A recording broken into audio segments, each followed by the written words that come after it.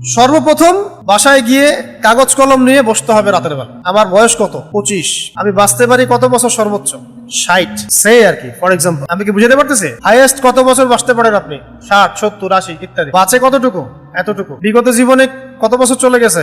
এত বছর। বিগত জীবনের হিসাবটা আগে করবেন। বিগত জীবনের মধ্যে আমি কোন কোন কোন কোন বড় পাপগুলো করেছি, কত ওয়াক্তের নামাজ পড়ি নাই, কোন কোন ক্ষেত্রে যাকাত দেই নাই, রোজা রাখি নাই, ক্যালকুলেট করে খাস তওবা, ইস্তেগফার এবং পসিবল হলে হিসেব করে করে নামাজ রোজা আদায় করা, হিসেব করে করে চেষ্টা করা। শুরু তো করা, চেষ্টা করা। অনেকে 30 বছর 40 বছর নামাজ পড়ে নাই, আছে না? এরপরে আমি আসি কোথায়? এই জায়গায় আমার যদি আমার জীবন, আল্লাহ চাইলে যদি আমার জীবন 60 বছরে 70 বছরে শেষ হয়ে যায়, তাহলে আমি কত বছর হায়াত পাব? এটা একটা ক্যালকুলেশন, অ্যাপ্রক্সিমেট ক্যালকুলেশন। তাহলে আমি যদি 25 বছর 30 বছর 40 বছর আরো বাঁচি, আমার প্ল্যানটা কি 40 বছরের? Do you have any plan? বেশিরভাগ স্টুডেন্ট বলবে নাই, আসলেই নাই।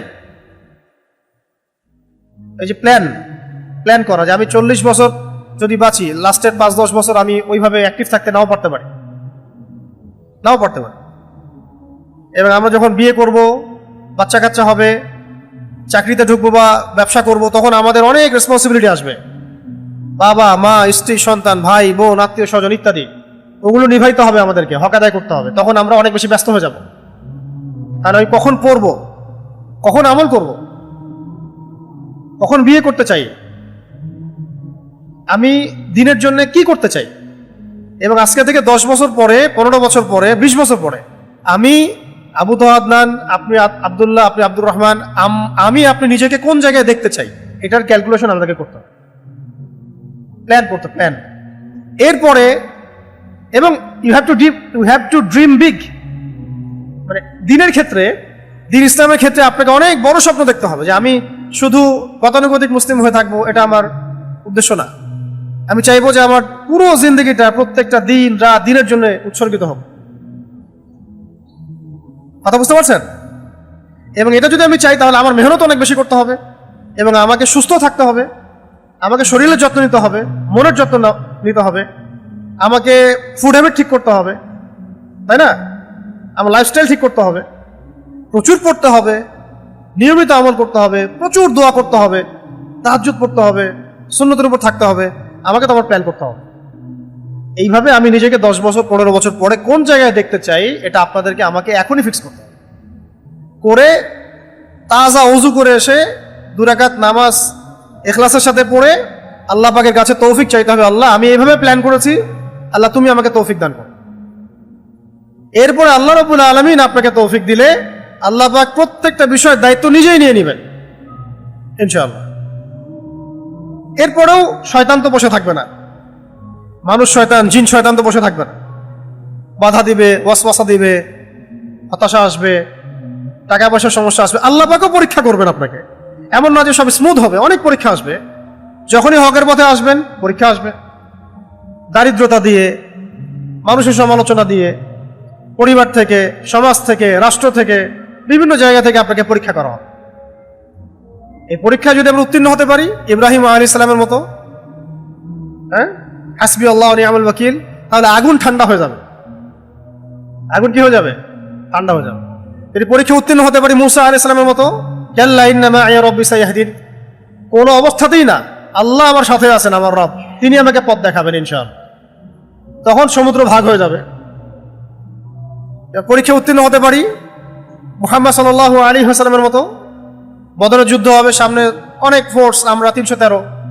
সাহাবায়ে কেরাম বলছেন, ইয়া রাসূলুল্লাহ, আপনি আমাদেরকে আদেশ করলে আমরা আপনার সাথে উত্তাল সমুদ্রে ঝাঁপ দিতে পারি, ব্যাস চলো, আমরা যুদ্ধ হবে।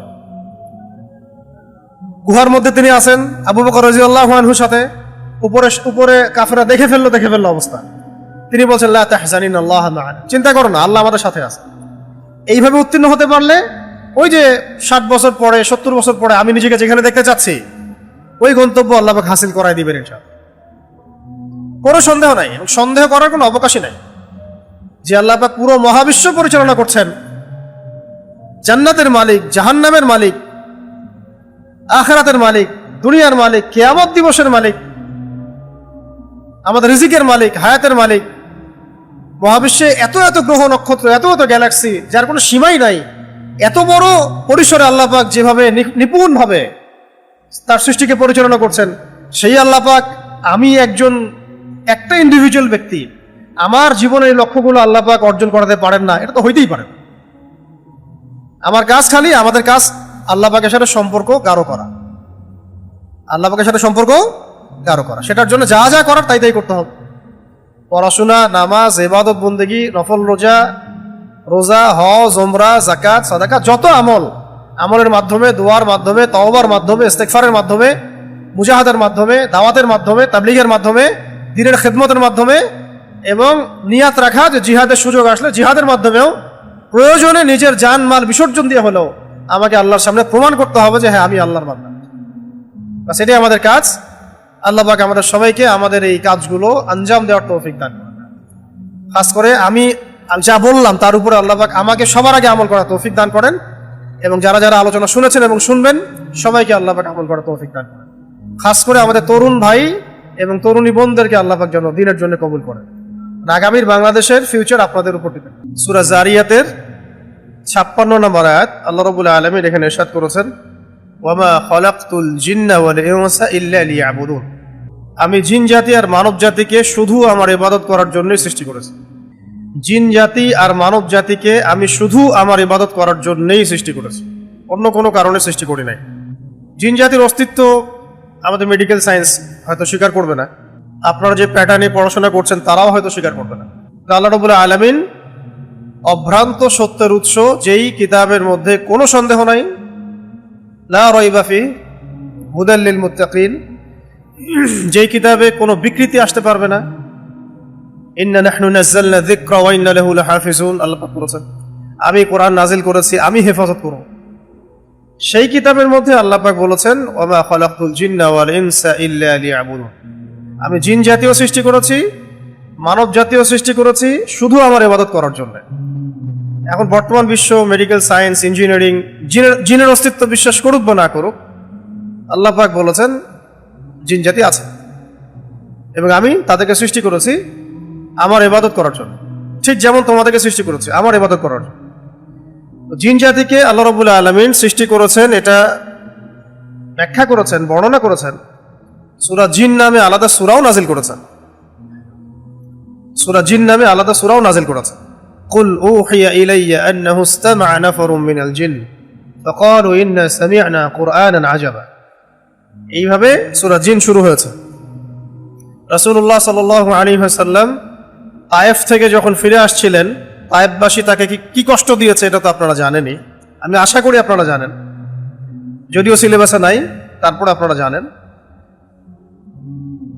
তায়েফবাসীর যন্ত্রণাদায়ক সেই যে ব্যবহার, অপমান, সেখান থেকে রক্তাক্ত হয়ে ফিরে আসার পথে নাখলা নামে একটা জায়গা ছিল, নাখলা উপত্যকা, কারনুল মঞ্জিল বলা হয়। ওই জায়গায় নবী সাল্লাল্লাহু আলাইহি ওয়াসাল্লাম রাতের বেলা তাহাজ্জুদের নামাজ পড়ছিলেন এবং এই নামাজে তিনি কোরআন তেলাওয়াত করছিলেন।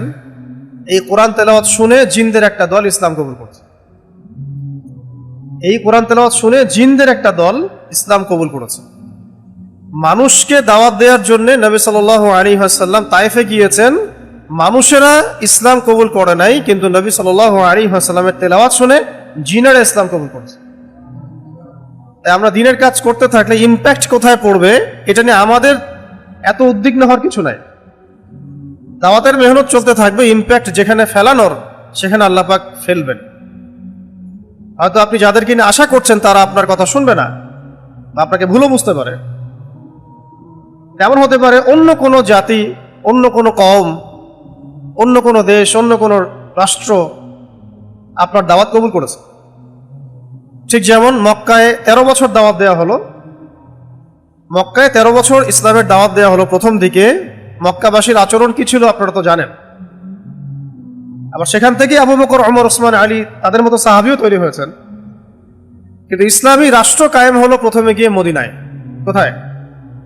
মদিনায়। 13টা বছর আবু জেহেলদেরকে বোঝানো হলো ইসলাম সম্পর্কে, কোরআন সম্পর্কে, শরিয়া সম্পর্কে তারা কবুল করলো না। 3 বছর দাওয়াত দেওয়া হলো মদিনায়। 3 বছরের মধ্যে মদিনায় ইসলামী রাষ্ট্র কায়েম হল। ইম্প্যাক্ট কোথায় পড়বে এটা নিয়ে আমাদের এত উদ্বিগ্ন হওয়ার কিছু নাই। আমাদের কাজ দাওয়াত দেয়া। মাদ্রাসা পূর্ব ভাইরা যদি হাকিকত বুঝতে না পারে, আল্লাহ পাক জেনারেল শিক্ষিত ভাইদেরকেও তুলে নিয়ে আসতে পারেন। জেনারেল ভাইরা যদি হাকিকত বুঝতে না পারে, আল্লাহ পাক অমুসলিমদেরকে হেদায়েত দিয়ে ইসলাম কবুল করাতে পারেন। আল্লাহ পাকের কোনো দল, জাতি, গোষ্ঠী, ব্যক্তির কোনো পরোয়া নাই। ইন তানসুরুল্লাহ ইয়ানসুরুকুম, তোমরা যদি আল্লাহকে সাহায্য করো, মানে আল্লাহর দ্বীনকে সাহায্য করো, আল্লাহ তোমাদেরকে সাহায্য করবে। ওয়া ইন তাতাওয়াল্লাউ ইস্তাবদিল কওমান গায়রাকুম, তোমরা যদি মুখ ফিরে চলে যাও, আল্লাহ পাক প্রয়োজনে অন্য কওমকে হেদায়েত দিয়ে তোমাদের স্থলাভিষিক্ত করবেন। সুম্মা লা ইয়াকুনু আমসালাকুম, তারা তোমাদের মতো অপদার্থ হবে না। আল্লাহ পাক আমাদেরকে সৃষ্টি করেছেন, জিন জাতীয় সৃষ্টি করেছেন। আমি জিনের কথাটা কেন বললাম প্রথমে? কারণ আমরা যত পড়াশোনা করছি, এডুকেশন সিস্টেমটা স্কুল থেকে নিয়ে, কলেজ থেকে নিয়ে, বিশ্ববিদ্যালয়ে, ইঞ্জিনিয়ারিং, মেডিকেল সায়েন্স, কেউই জিনের অস্তিত্ব বিশ্বাস করে না।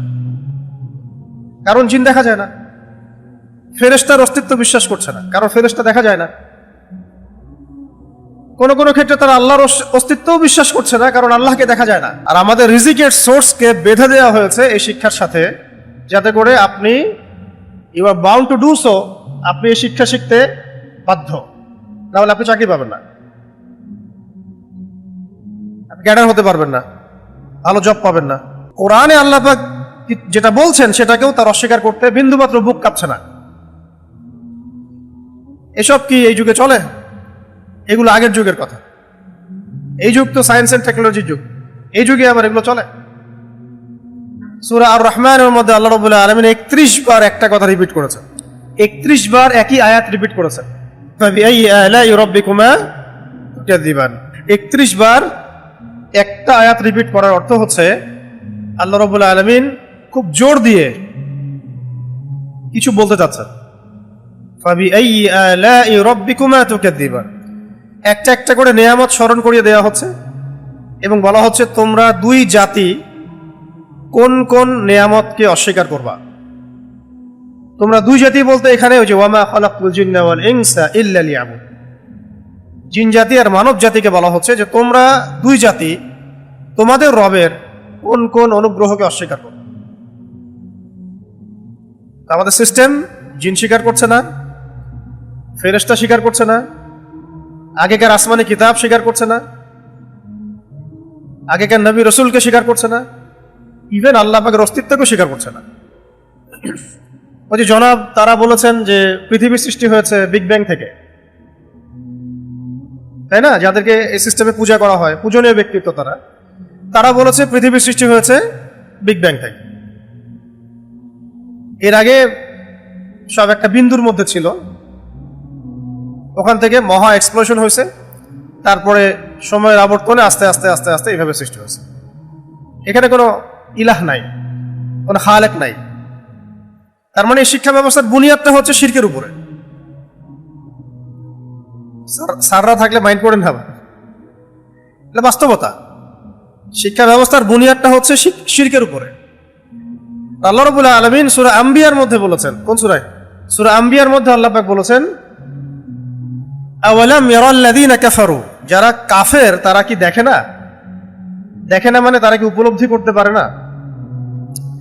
আওয়ালাম ইয়ারাল্লাযীনা কাফারু আন্নাস সামাওয়াতি ওয়াল আরদা কানাতা রাতকান ফাফাতাকনাহুমা, কাফেররা কি লক্ষ্য করে দেখে না বা বুঝতে পারে না যে আসমান সমূহ, মহাবিশ্বের কনসেপ্ট আমরা পাইছি কবে? আল্লাহ রাব্বুল আলামিন 1400 বছর আগে বলেছেন আসমান সমূহ, অনেকগুলো আসমান এবং এই জমিন পৃথিবী একটা বিন্দুর মধ্যে কেন্দ্রীভূত ছিল। কানাতা রাতকান ফাফাতাকনাহুমা, আল্লাহ পাক বলছেন এরপরে আমি উভয়কে পৃথক করে দিলাম। আল্লাহ বলছেন আমি পৃথক করে দিলাম। আমরা বলছিলাম যে আমাদের পুরো শিক্ষা ব্যবস্থার প্যাটার্নটা কুফর এবং শিরকের উপরে দাঁড়িয়ে আছে। এখান থেকে প্রমাণ করতে গিয়ে আমরা বিগ ব্যাং থিওরি নিয়ে কথা বলছিলাম, যে এখনকার মডার্ন সায়েন্স কি বিশ্বাস করে? বিগ ব্যাং এর মধ্য দিয়ে মহাবিশ্ব সৃষ্টি হয়েছে। আর আল্লাহ রাব্বুল আলামিন সূরাতুল আম্বিয়া এর 30 নম্বর আয়াতে ইরশাদ করছেন যে আওয়ালাম ইয়ারাল্লাযীনা কাফারু, একটু আগে বললাম, আওয়ালাম ইয়ারাল্লাযীনা কাফারু, কাফিররা কি লক্ষ্য করে দেখে না? আন্নাস সামাওয়াতি ওয়াল আরদা কানাত রাতকান ফাফাতাকনাহুমা, এই মহাবিশ্ব, আসমান সমূহ এবং এই জমিন একটা বিন্দুর মধ্যে কেন্দ্রীভূত ছিল, এরপরে আমি আল্লাহ এটাকে পৃথক করে দিলাম। ওয়াজআলনা মিনাল মাই কুল্লা শাইইন হাই, ওয়াজআলনা মিনাল মাই কুল্লা শাইইন হাই আফালা ইউমিনুন, এবং প্রত্যেক জীবন্ত সৃষ্টিকে, মানে যার প্রাণ আছে, প্রত্যেক জীবন্ত সৃষ্টিকে বা প্রত্যেক মাখলুককে যার প্রাণ আছে তাকে আমি সৃষ্টি করেছি পানি থেকে। কি থেকে? পানি থেকে। আফালা ইউমিনুন, তবুও কি তারা বিশ্বাস করবে না? আমাদের কোষের মূল উপাদান কি? পানি। ইভেন আমরা যারা এখন বেঁচে আছি, আমরাও সূরা তারিক অনুযায়ী আমাদের পিতামাতার মিলনের ফলে আমরা পৃথিবীতে আসছি। সূরা তারিকের মধ্যে আল্লাহ পাক এটাও বলেছেন যে মেরুদণ্ডের পিছনের কোনো একটা জায়গা থেকে সবেগে নিক্ষিপ্ত যে পানি, সেখান থেকে আমাদেরকে সৃষ্টি করা হয়েছে। অ্যাডাল্ট সবাই, আমাদের তো বোঝানোর প্রয়োজন নাই, খুব দ্রুত বেগে নিক্ষিপ্ত যে পানি, সেখান থেকে আল্লাহ পাক আমাদেরকে সৃষ্টি করেছে। তো এখন সায়েন্স বলছে অনেক কিছু মিলিয়ে যে না, এটা বিগ ব্যাং থেকে, আল্লাহ বলতে কেউ নাই। তাহলে আপনার শিক্ষার গোড়া যদি আপনি যান, সেখানে দেখছেন আপনি কি আছে? কুফর, শিরক, এর বেসিসে আপনি পড়াশোনা করছেন। আমরা ফিলোসফি পড়েছি, এখানেও কুফরের উপরে, শিরকের উপরে। মেডিকেল সায়েন্সে যান, ওখানেও দেখবেন এই জিন, ফেরেশতা, রুকিয়া, বারাকা, গায়েবের যে বিষয়গুলো আছে, এগুলোকে তারা অতটা গুরুত্ব দেন না। যারা গুরুত্ব দেন তারা হয়তো মুসলিম ডক্টর, তারা গুরুত্ব দেন, বাট অ্যাজ এ ফ্যাকাল্টি বা অ্যাজ এ ডিপার্টমেন্ট তারা কিন্তু এই বিষয়গুলোকে স্বীকার করে না। জিন কিন্তু মানুষের উপর আসারও করতে পারে। এখন যদি জিনে আসার করা কোনো ব্যক্তি ডক্টরের কাছে গিয়ে বলে যে আমাকে জিনে আসার করছে, কোন ডক্টর আছে বলবে যে আপনার মাথা ঠিক আছে? অ্যান্টি ডিপ্রেশন একটা ওষুধ দিবে, একটা ঘুমের একটা ওষুধ দিবে, বলবে এইসব টেস্ট করে আসেন, টেস্ট করে দেখা যাবে কোনো সিরিয়াস কিছুই নাই, সব নর্মাল। বলবে যে সব তো নর্মাল, আপনি ভালো করে ঘুমান, আর যদি উদ্বিগ্নতা আসে তাহলে অ্যান্টি ডিপ্রেশন ওষুধ খান। সে জিনের অস্তিত্ব স্বীকার করলো না। তাহলে ফেরেশতার অস্তিত্ব তারা কিভাবে স্বীকার করে? এটা গায়েব। এই কারণেই, যেহেতু তারা আল্লাহকে স্বীকার করে না, তাহলে আল্লাহ রাসূলকে কিভাবে স্বীকার করবে? যারা আল্লাহকে স্বীকার করে না, যে সভ্যতা, তারা আল্লাহর পক্ষ থেকে প্রেরিত কোনো রাসূলকে কিভাবে স্বীকার করবে? এবং আল্লাহ পাকের পক্ষ থেকে আসমানে কিতাব আসছে, এটা কিভাবে তারা স্বীকার করবে? তাহলে এগুলো কোনোটাই তারা স্বীকার করে না। এই কারণেই তারা নিজেদের মতো করে তাদের ব্যক্তি জীবন, তাদের রাষ্ট্র ব্যবস্থা, তাদের অর্থনীতি, তাদের শিক্ষা, তাদের সংস্কৃতি, এগুলোকে তাদের মস্তিষ্ক প্রসূত বিদ্যা, বুদ্ধি, দর্শন, এগুলো দিয়ে সাজায়। পুরোটাই কুফরের উপরে কিন্তু। এবং পদে পদে ওরা সাফার করে। বস্তুগত কিছু উন্নয়ন হতে পারে, বাহ্যিক চোখে দেখা যায়, উঁচু উঁচু বিল্ডিং, ঠিক আছে, বড় বড় সেতু, অনেক দ্রুতগামী ট্রেন, এগুলো প্রযুক্তিগত উন্নয়ন কিছু হতে পারে, কিন্তু পরকালীন যে কনসেপ্ট, এখান থেকে তারা সম্পূর্ণ রকমের কাফের, মুশরিক। দেখা যায় কেউ কেউ তাদের ওখানে এই বেসিসে যারা পড়াশোনা করেন, রাজনীতি করেন, অর্থনীতি চালান, পশ্চিমা এজেন্ডার ওই বেসিসে, তারা অনেকে বলেন যে মদপান করা খারাপ কিছু না, মানুষের ব্যক্তি স্বাধীনতা। কেউ বলে যে জিনা এটা ব্যক্তি স্বাধীনতা। ক্যাশলেস সোসাইটিকে তারা জরুরি মনে করতেছে, ইসলামিক কারেন্সিকে তারা পৃথিবী থেকে বিদায় করে দিয়েছে। কিন্তু তারা আবার ঠিকই কিন্তু গোল্ড এবং সিলভার রেস্টোর করছে তাদের বড় বড় ব্যাংকগুলোতে, এবং তাদের ওই যে বিত্তশালী যারা আছে ওদের অ্যাকাউন্টসগুলোতে। আমাদেরকে কাগজের টাকা বা ইলেকট্রনিক মানি ধরিয়ে দিয়ে তারা যে এগুলোই ব্যবহার করে তাদের স্বার্থ উদ্ধার করছে, ব্যাপারটা কিন্তু এমন না। তারা এগুলোকে অয়েলে কনভার্ট করে এবং গোল্ডে কনভার্ট করে, কারণ তারা জানে পৃথিবীর ফিউচারে এগুলোই হচ্ছে অ্যাসেট, সম্পদ, বাকি কোনো কিছু অ্যাসেট থাকবে না। ডিজিট কোনো অ্যাসেট না, ডিজিট কোনো অ্যাসেট হতে পারে না, এটা একটা সংখ্যা মাত্র। এর ইন্ট্রিনসিক ভ্যালু এর মধ্যে নাই, ডিজিটের ইন্ট্রিনসিক ভ্যালু ডিজিটের মধ্যে নাই, এটা অন্য কোথাও আছে যেটা ওরা নিয়ন্ত্রণ করে। আল্লাহ দ্রোহী সভ্যতা যারা এবং আল্লাহকে অস্বীকারী সভ্যতা যারা, তারা তাদের শিক্ষা, তাদের চিন্তা, তাদের দর্শন, তাদের অর্থনীতি, তাদের রাজনীতি, তাদের প্রযুক্তি, তাদের সংস্কৃতি, তাদের বুঝ অনুযায়ী, তাদের দর্শন অনুযায়ী, তাদের গবেষণা অনুযায়ী সাজায়। এবং এখানে পদে পদে ভুল হয়, মানবতার ক্ষতিটা এখান থেকেই হয়।